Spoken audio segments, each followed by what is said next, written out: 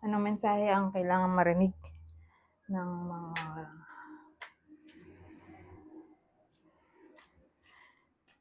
Gemini? Mula August 1 to 15, 2024. Pwede nangyayari na to, mangyayari pa lang. Kung hindi man para sa inyo itong magiging reading, baka para sa someone na kakilala ninyo o malapit sa buhay ninyo. Yung gender, gawin nyo na lang energy. Kung magkakaroon man ng gender mamaya. So, yung gender, pwedeng masculine o feminine energy. Pwede rin naman na yung masculine, yung extrovert, at yung feminine, yung introvert. So, magsimula na tayo.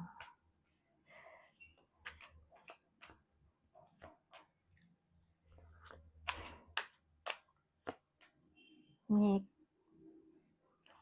Ito maganda sana. Ano to? Pero maganda pa rin. Maganda pa rin yung naisip ko.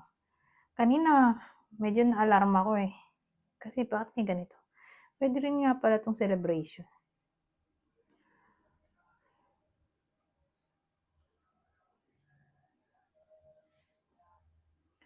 So, okay, magsimula na tayo.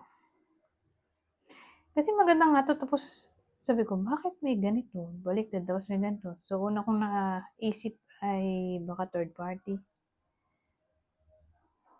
Yung cause ng sadness. Pero hindi siya tutugma dito. So, ngayon, ang naisip ko ganito.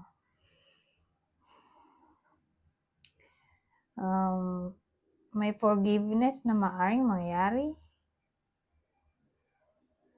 Ito kasi action to eh. Initiation of action. So, initiation ng forgiveness.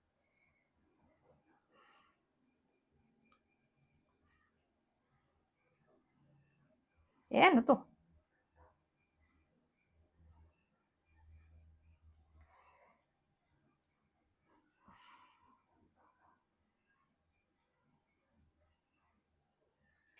So, sino to? At sino to?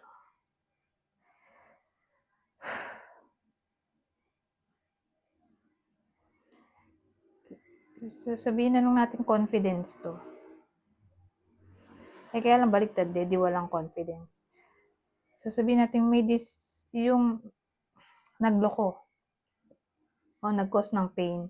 May desire na makipag-ayos.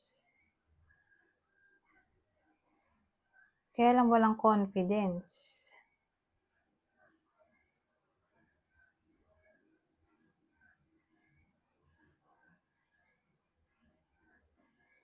Pero again, since magandang card to,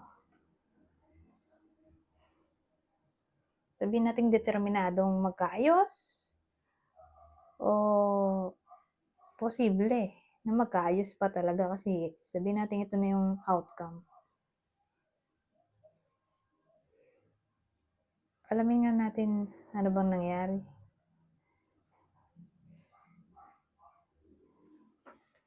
Anong nangyari? Bakit nag-lead sa ganito? Na may kailangan pang magpatawad. So, ibig sabihin, nagkaroon ng gulo. So, may lalaki tayo.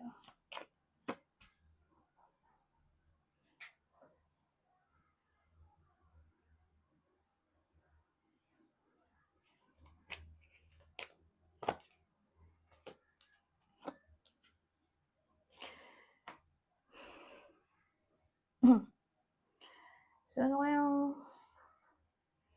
pwedeng ugat ng problema dito? So, may lalaki tayo, probably kasal siya. Kasal pa rin siya hanggang ngayon.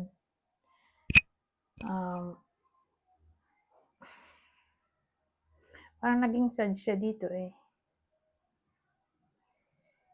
Sad sa kanilang kasal. Kasal to eh. Ano tong baliktad. Baliktad na death card.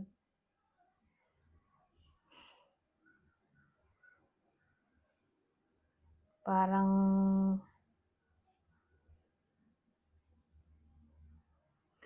paulit daw yung nangyayaring negative patterns. Walang pagbabago siguro kasi change to eh. Na-stuck sila sa sitwasyon, na-bored na siguro yung lalaki. O ewan ko, for some reason eh, parang nabulok na siguro yung kanilang connection. Kaya yan. Parang nagloko yung lalaki. Pero wala naman siyang third party. Siguro ghosting yung kinalabasan dito. Naglahong parang bola yung lalaki. So again, wala akong nakitang third party although meron dito. Pero hindi ko siya kinaklasify na third party. Kahit na double three. Dito akong magre-rely. So again, wala namang third party, na bored lang siya sa partner o sa connection nila. Kaya ito, hinanap niya yung kanyang mga tanong sa utak. Kumbaga hinanap niya ang sagot sa mga tanong niya sa isip. Kasi nag-soul searching siya, Hinanap niya yung enlightenment. Kasi nga, ito, paulit-ulit yung nangyayari sa buhay nila. Paulit-ulit yung gulo. O, nawala na siguro siya ng interest sa karelasyon. Para kasi nabulok na nga yung kanilang connection. Na para bang na-turn off na siya. Pero ghosting yung kinalabasan nito. Walang third party. Anyways, at least dito, magsusorry to. Kaya lang, hindi agad-agad siya mag-a-approach kasi parang wala siyang confidence dito. Pero tingin ko sa una lang yun. Kasi ito na yung final outcome natin. Magkakaayos din.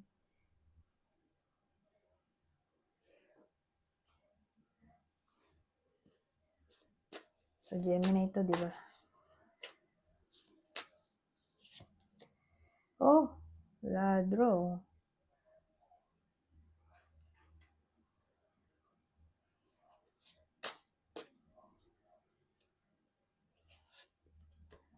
Naku. Walang cheating. Mukhang may cheating pala, Kung ididikit natin, kasi ito na yung TIFF natin. Ito kasi wedding. So, may betrayal pa lang nangyari. OMG. Dito hindi natin nakita. Pero nung kumuha tayo ng ibang deck, nagtuloy yung kwento.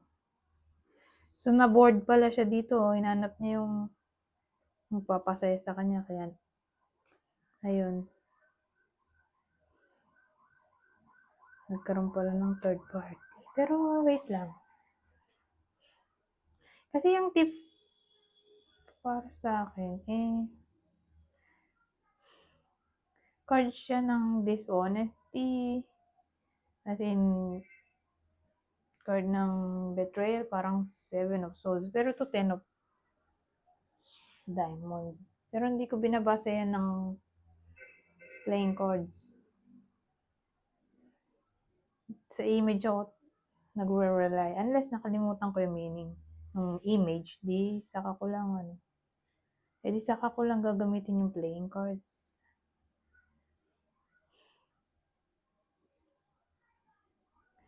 So again,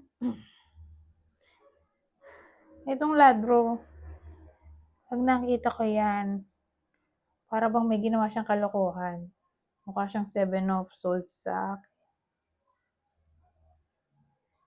Kalokohan na palim niya ginawa. So again, parang betrayal, disadvantage, dishonesty, stealing, deception, in general. Ito, Imineo wedding.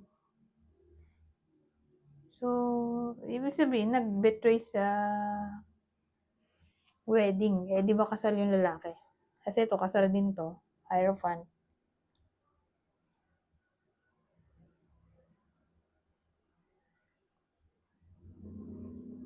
Ewan ko, nagtuloy lang eh. Mukhang may cheating pa lang nangyari.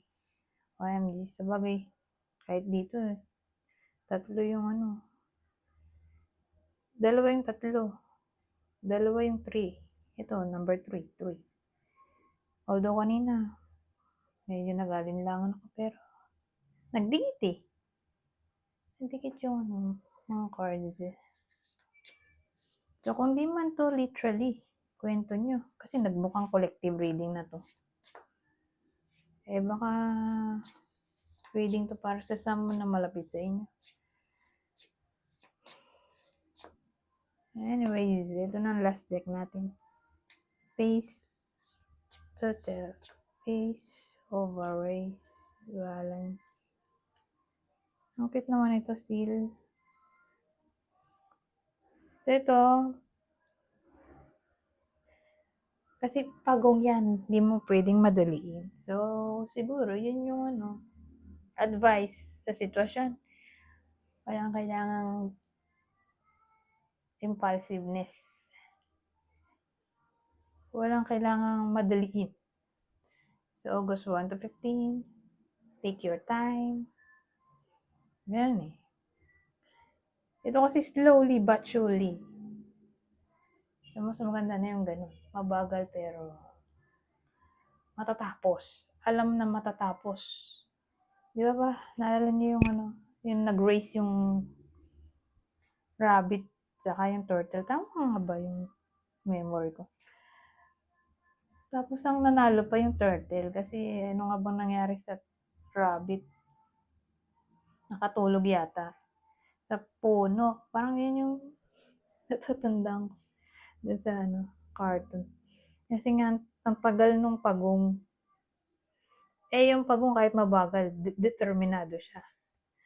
Hanggang sa nakatulog ng habang panahon yung turtle, yung rabbit, parang ganun eh. Tapos, nagulat na lang siya, nanalo na yung ano, nanalo na yung turtle.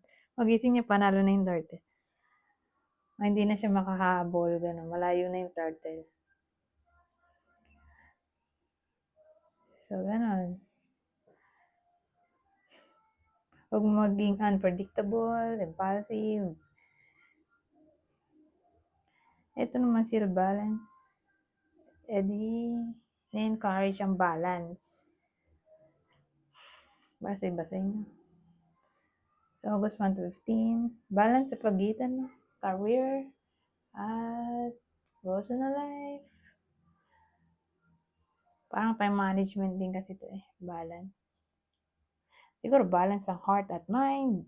Laging balance. So, ganito.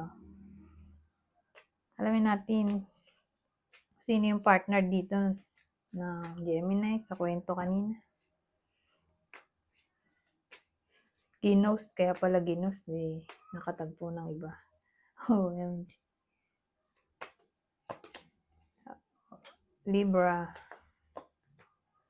Leo. Puro court cards oh.